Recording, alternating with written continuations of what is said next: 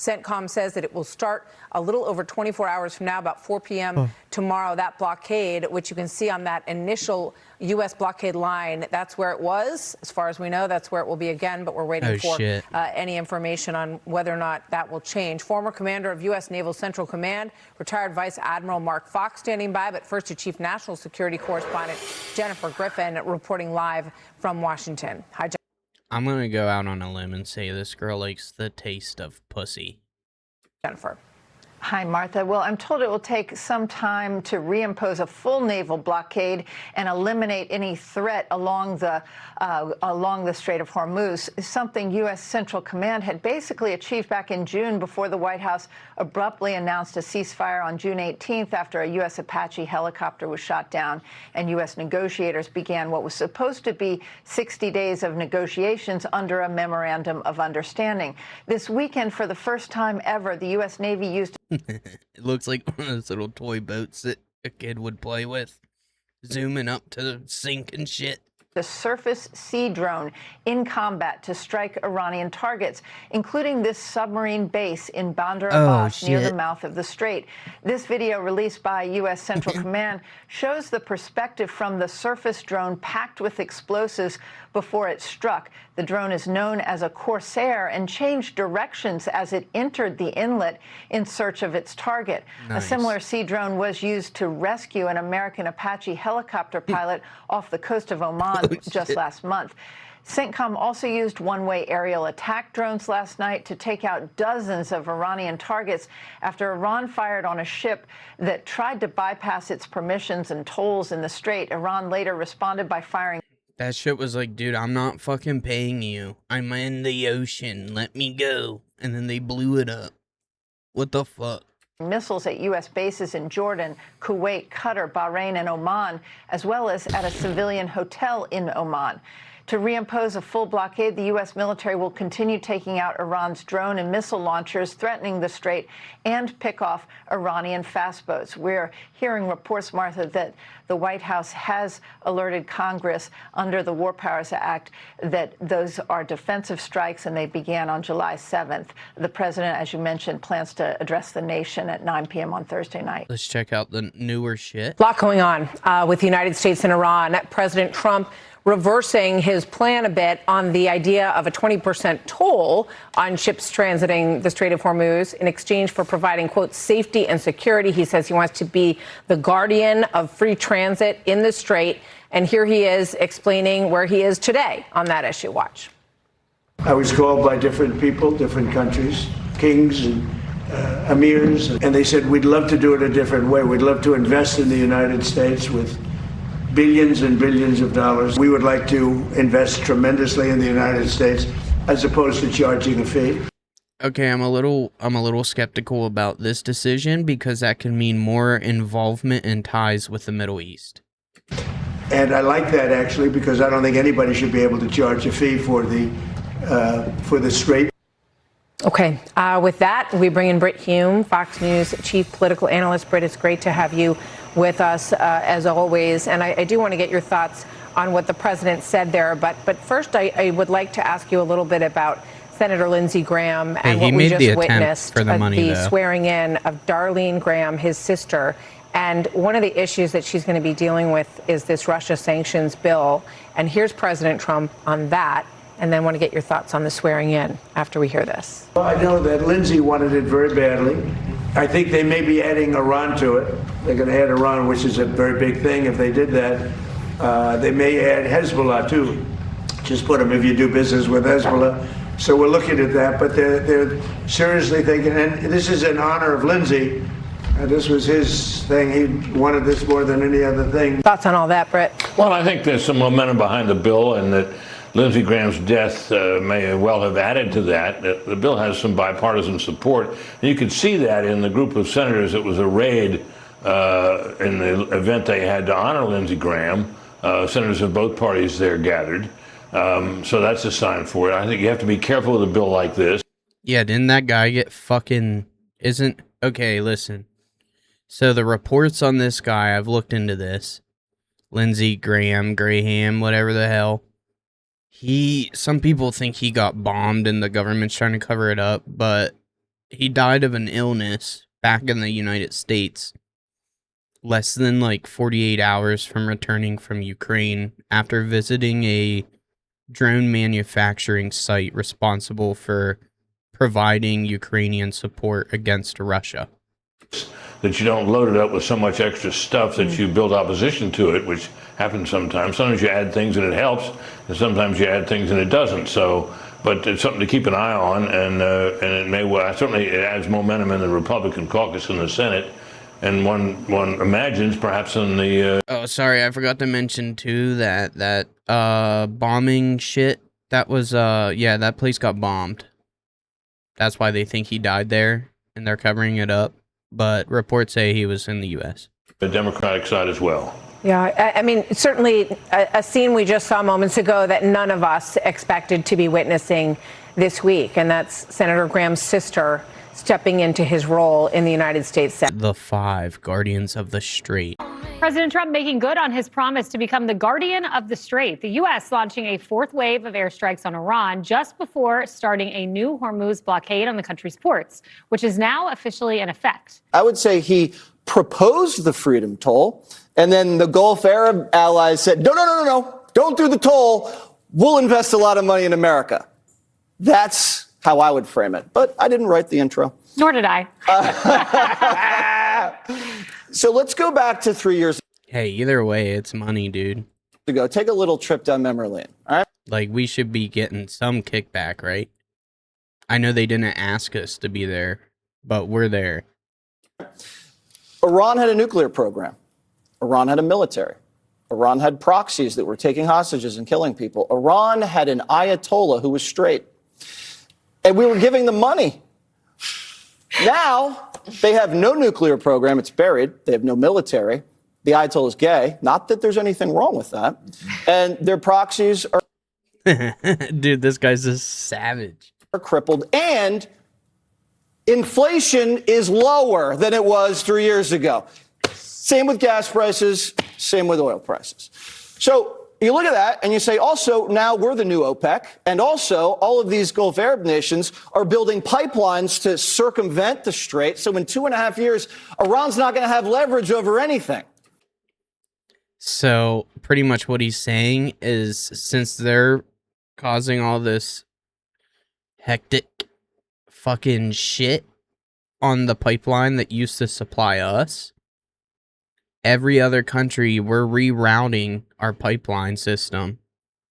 So now they're kind of fucked. They don't even have the money to rebuild from all this damage because they're not going to have the fuel. Like, they're not going to be able to sell their shit. And the only reason they're playing this game is they have no cards left to play. We decapitated them so brutally that the military faction is trying to keep this thing going because a peace deal, they lose the grip on power. And the guys that signed this memorandum of understanding, they didn't have the clout to enforce it. So we're creating a little civil war inside the country, and we maybe might have to do some more decapitation strikes and knock off another layer, because now this is a new dynamic. You have a blockade, oil sanctions, and airstrikes. Never happened before. We always had the blockade and the peace deal. Now we have blockade plus airstrikes. There is no way Iran's coming back from that. I think that's a great analysis, and I like the inflation. You do? My favorite, yes, I thought that was great. My favorite line today was Sleepy Joe was so sleepy, but he knew how to increase inflation, Trump said. Hilarious. Get some more new news. Now we're getting into the close shit. This is breaking news. U.S. military launches rare daytime operation against Iran. Moments ago, CENTCOM revealing U.S. forces are hitting Iran with another round of strikes, with the U.S. blockade now in effect. Dude, that And Fox fucking News door's gonna Chief fly Foreign off. Correspondent Trey Yingst sitting down with President Trump for exclusive new details Get on this fucked. conflict. Get The fucked. Iranians are counterattacking, launching missiles at U.S. allies and forces in the region. How many missiles do you believe the regime has left? Well, I tell you, they have some, and so there's always a danger. Hundreds? But for the most part, they're being knocked down. You know, they've done Hundreds, thousands? I don't want to say. I know. I think I know. Nobody knows an exact number. I think I know close to an exact number. They have some. They have largely spent their best ones. You know, their most impactful ones. But I feel like that. I feel like usually people wait, or like really wait before they use their best shit. You know what I mean? Like it's like Plan Z, or like plan like what's Z in a different language. That's what that plan is. If you look over the last 4 or 5 days, they hit with a lot of missiles, and almost every one of them has been shot down. Fox News chief correspondent Trey Yingst joins us now. And Trey, we've got a little bit of news here. Tell us what you know about CENTCOM saying they started a new round of strikes just a few minutes ago. Yeah, Joey, good morning. U.S. Central Command just announced that another round of U.S. strikes are currently taking place against Iranian targets. These are the first daytime strikes that we've seen since the ceasefire went into effect, an indication that indeed these strikes are escalating. When I spoke with President Trump yesterday at the White House, he told Fox News that a variety of strikes would take place this week and escalate next week. He said he is reserving the energy targets for later in this campaign, trying to put new pressure on the Iranian regime as officials in Tehran are still unwilling to make a deal. The president did not rule out a ground component to this operation in the future, but said he wants the focus to be on Iran. And he spoke about the Israelis actually battling Iranian proxies in places like Gaza and southern Lebanon, along with Syria. I asked the president if he'd like to see Israeli forces withdraw. How stupid do you have? Like, hey, we made all these big fucking missile rockets. Let's just sit them outside for these drones to destroy them. Draw from southern Lebanon. Do you want to see Israeli ground forces withdraw from southern Lebanon? Well, redeploy is another word, because, you know, we're getting along very well with Lebanon. Israel's dealing with them very nicely. First time in many, many years. Lebanon has just been beaten up so badly, and they've got Hezbollah there. Southern Syria and from parts of Lebanon, yeah, it would be good to get out, I think. And I think you might see things get a little bit calmer, because we have to focus our energy on the big leagues. The big leagues are Iran. You mentioned when we spoke on the phone during the war that Syrian President Ahmed al-Shara may be... So he's pretty much saying the Middle East is going to be a little bit more relaxed right now in other parts of the region, just because of how big this issue is with Iran. Tasked with dealing with Hezbollah. He would go in and take care of Hezbollah, and he'd do it in a different way. He wouldn't knock down buildings. I hated to see buildings knocked down. Are you saying you believe he would be more precise than the Israelis? I think it'd be more precise, yeah. I think, and I can tell you, I know he'd like to do it. Does he need the green light from you? I'm thinking about it. Yo, does Hezbollah need the green light from you to kill him? I'm thinking about it. He's like, yeah, he pretty much fucking does. Joey, this is all connected. The Iranians have a network of proxies across the region, not just in southern Lebanon, but also in places like the Gaza Strip and the Houthis in Yemen. And so the entire region in the Middle East right now is bracing for the possibility that the Iranians may try to use these proxies as this conflict escalates once again. I asked the president, is the war resuming? And he said a large-scale military operation is resuming. And that is exactly what we are seeing right now. Again, the latest news that U.S. Central Command just announced. So the war is strikes pretty much against resuming? Iranian targets. These are likely focused along the coast in cities like Bandar Abbas and other areas close to the Persian Gulf and the Strait of Hormuz. They are in direct response to the Iranians launching attacks on vessels in the strait. Joey?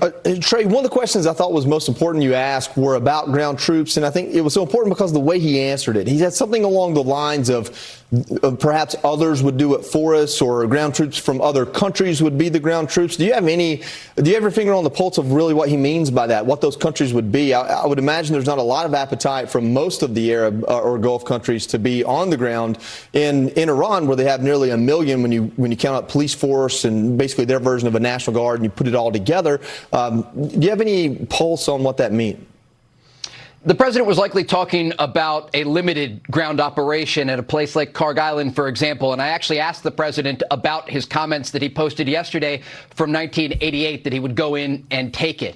And the president basically said the conditions would have to be right in the future, but he didn't rule out a ground component to all of this. He was quite measured, understanding that if U.S. forces went to Kharg Island, it would be very dangerous. Kharg Island is just about 15 miles off the coast of Iran and certainly in range of drones and cruise missiles that the Iranians would fire at U.S. forces. And so a lot of dynamic movement here. But again, at this moment, the president appears to be putting an immense amount of pressure on the Iranian regime to try to get them back to the negotiating table. And he said, basically, you'll have to wait and see if they're willing to make a deal. And if they don't, these strikes are going to escalate.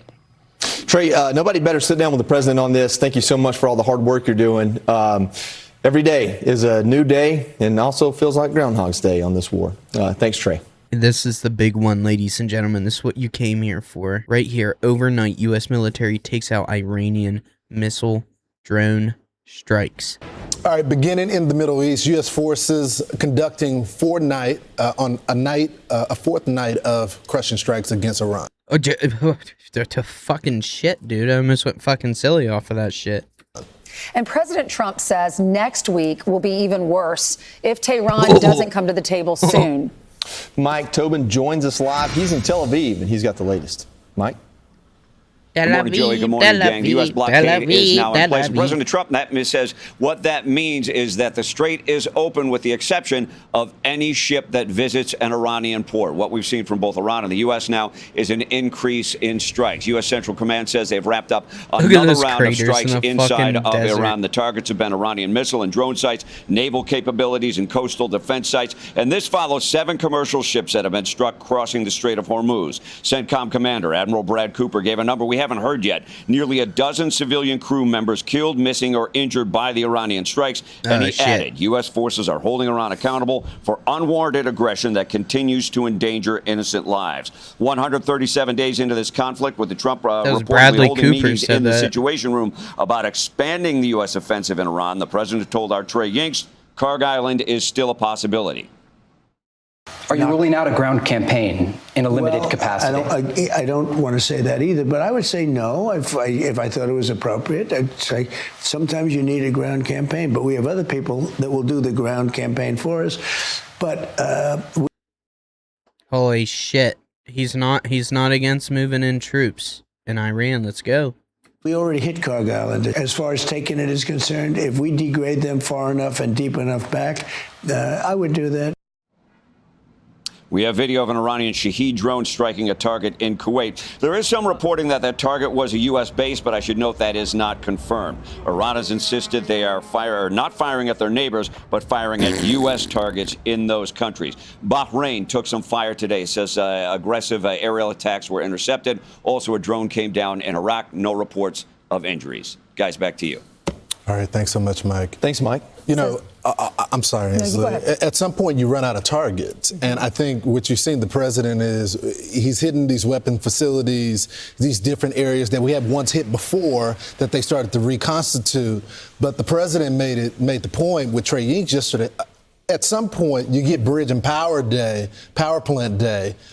If the Iranians don't come to the negotiating table, they've shown no willingness to do it. The deal is pretty much over, the MOU, the Memorandum of Understanding. And so I think we eventually are going to see that escalation. Joey, with your military experience, a meeting in the Situation Room, that tells me it's classified, it's anti-eavesdropping, it's highly sensitive, time critical. Did they hit that thing like 3 times? Critical national security issue.